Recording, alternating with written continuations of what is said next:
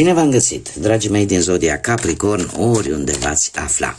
Bine ați venit tuturor pe canalul meu Tarot Flor de Loto, numele meu este Nina și ca de obicei mă bucur să vă am alături la fiecare lectură. Azi voi face o lectură specială pentru un eveniment astronomic special, mai precis vorbim despre alinierea 6 planete principale. Vorbim de Marte, de Jupiter, de Uranus, de Neptun, Venus și Saturn, care se vor alinia pe aceeași axă. Punctul maxim a început undeva pe 21 ianuarie, dar punctul maxim îl va atinge undeva pe 24-25 ianuarie. Așa că este un moment și un eveniment atât astronomic, dar și astrologic foarte important, de care am considerat că ar trebui să profitați cu toții. Tocmai de aceea am făcut aceste lecturi pentru fiecare zodie în parte, să vedem cu ce vine această aliniere de planete. Este un eveniment important pentru că, în primul și în primul rând, va mai avea loc undeva peste vreo 20 de ani. Așa că toată această armonie, toată această transformare, schimbări majore cu care vine această energie cosmică ne poate ajuta și ne poate schimba destinul vieții pe întregul an 2025, da? Contează foarte mult ceea ce voi manifesta, ceea ce noi manifestăm, mă includ și pe mine aici, desigur, pentru că este ceva general. Vine această energie cosmică pe care o aduce această aliniere de planete, vine cu schimbări, dragilor, cu schimbări, cu transformări, cu decizii importante și eu aș spune că pentru voi, în mod special, voi fiind o zodie cardinală, va veni cu foarte multă inițiativă. Veți lua taurul de coarne, cum se spune, în anumite schimbări importante care vor apărea în viața voastră, ca și cum ai spune, bun, mi s-a schimbat cu tare lucru, iau atitudine, fac ceva. De ce anume trebuie să mai țineți voi cont că această aliniere simbolizează hotărârea, dar în același timp și șansele, oportunitățile care vin în viața tuturora. Ca și informație suplimentară din punct de vedere religios, încă din antichitate se spunea că alinierea planetelor anunțau evenimente foarte importante. Așa că tocmai de aceea am făcut această lectură, ca și voi la rândul vostru să profitați de toată această energie cosmică și să manifestați universului, divinității, doleanțele voastre, dorințele voastre, da? Să alungați toate acele lucruri negative din viața voastră și cumva să nu mai aveți ocazia, da, într-un spirit de glumă să spuneți, domne, nu mi-a ieșit, domne, că nu sunt aliniate planetele. Uite, acum chiar la propriu sunt aliniate planetele și ar fi păcat să pierdeți această șansă de a gândi pozitiv și de a lăsa ca toată această energie pe care o au, această paradă planetară de care avem parte. Și trebuie să vă mai spun încă un lucru, în luna lui februarie, dar despre asta o să discutăm la momentul respectiv, dar în luna lui februarie se va mai adăuga o a 7-a planetă, planeta Mercur, acestei alinieri, un eveniment mult mai important. De ce? Pentru că nu va mai avea loc decât peste undeva în anul 2492, deci peste foarte multe generații. Așa că trebuie să profităm din plin de toată această energie cosmică pe care ne-o trimite Universul, pe care ne-o trimite Divinitatea, Dumnezeu, și să facem lucruri bune, să cerem lucruri bune și energii pozitive să intre în viețile noastre. Acum, dragilor, haideți să vedem toți cei care aveți Soare, Lună, Venus sau ascendentul în Zodia Capricorn, această lectură este de asemenea și pentru voi. Cum de asemenea, trebuie să vă reamintesc că voi vă construiți viitorul, voi sunteți stăpânii propriei voastre vieți. Așa că vă rog din suflet să luați decât mesajele care rezonează cu voi, iar restul lăsați-le să zboare în univers, pentru că sigur sunt pentru alte energii, pentru alte persoane care într-o mai mică sau mai mare măsură au legătură cu Zodia Capricorn. Așa că, dragilor, haideți să vedem care este energia voastră, care este situația voastră sau ce aduce această aliniere de planete pentru voi. Și avem cifra 8. Trebuie să vă spun un lucru, în marea parte, majoritatea zodilor, sunt anumite zodii care efectiv cifra 8 a tot apărut. Ce ne spune cifra 8? Cifra 8 este o cifră karmică, o cifră care, culmea, ne vorbește de o ordine cosmică, ne vorbește despre destin, ne vorbește despre libertatea de a alege, ne vorbește de schimbări foarte importante. De asemenea, ne vorbește despre abundență, este numărul reușitei și al puterii. Și așa cum v-am spus, pentru voi, în mod special, ca și pentru toate celelalte zodii cardinale, cum sunteți și voi, veți lua inițiativă. Veți fi hotărâți, chiar dacă schimbările importante apar în viața voastră, nu veți mai zice, domne, ce-o fi, nu, veți lua atitudine și asta contează foarte mult.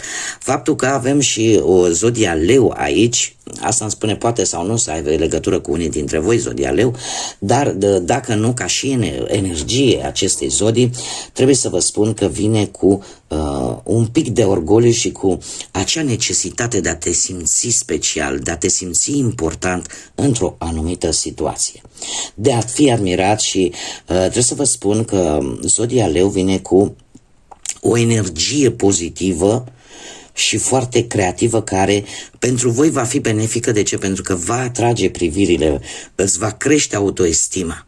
Da, te va ajuta din punctul ăsta de vedere.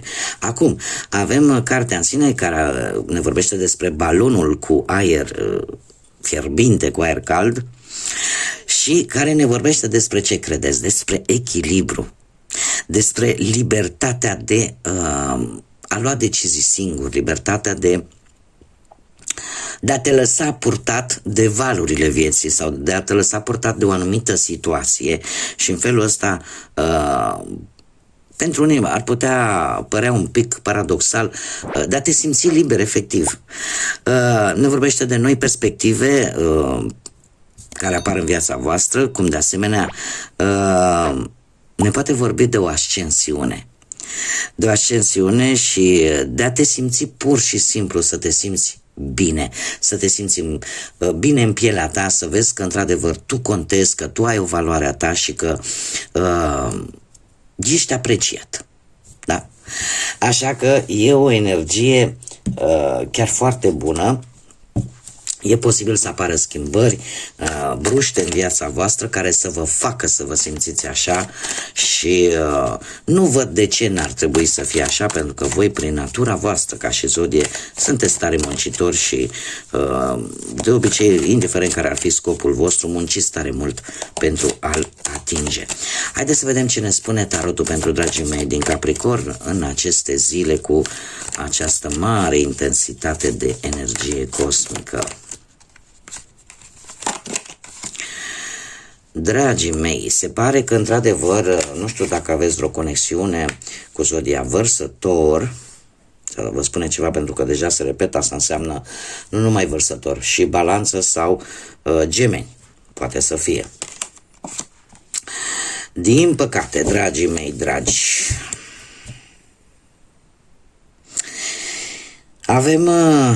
avem steaua care într-adevăr îmi vorbește de speranță, de acea forță de a merge înainte, de a vrea mai multă încredere în tine, totuși și de o comunicare, a spune, poate aștepți o comunicare după o perioadă destul de dificilă. Totuși, avem un rege de spade care vorbește de o persoană cu legături posibil de aer, cum am mai spus, Balanță, Gemeni, Vărsător, dar nu este total obligatoriu, dar eu îmi fac datoria să vă spun, care vorbește de o persoană cu un intelect foarte puternic. O persoană care își controlează foarte bine emoțiile, care în general nu prea își arată sentimentele și chiar dacă, să zicem, că ar avea sentimente, cumva aceste sentimente nu îi influențează decizia. Sunt persoane foarte hotărâte, persoane care de obicei nu prea sunt plăcute așa în cercul lor intim, De ce? Pentru că ori încearcă să-și impună punctul de vedere, ori pur și simplu are o reputație așa de o persoană foarte severă, foarte autoritară. Îmi cer scuze, uite că nu mint. De persoană foarte autoritară, o persoană care cumva are o gândire mai mult logică, mai mult rațională și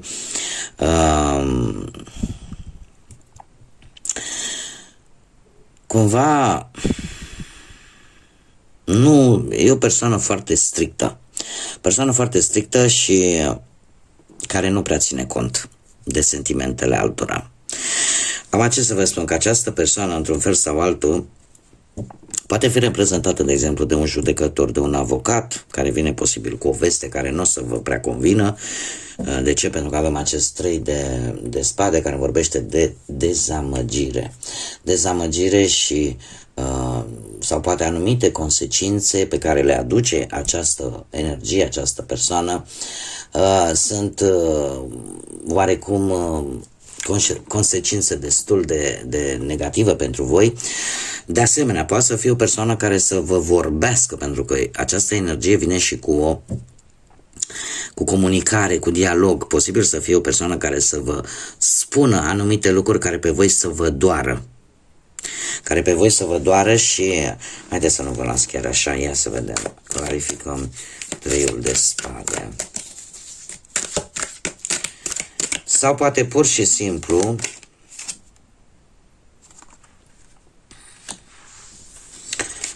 dragilor, la voi eu cred că nu este de multă vreme. Avem Marea Preoteasă care mie îmi spune că, fiind o carte spirituală, ori este, aici apare interferențele unui personaj feminin care nu prea vă vrea binele, ori sunt lucruri pe care voi le știți, dar nu le manifestați, nu le spuneți, le țineți în interiorul vostru. Dar voi aici, ceva vă provoacă această durere, această dezamăgire.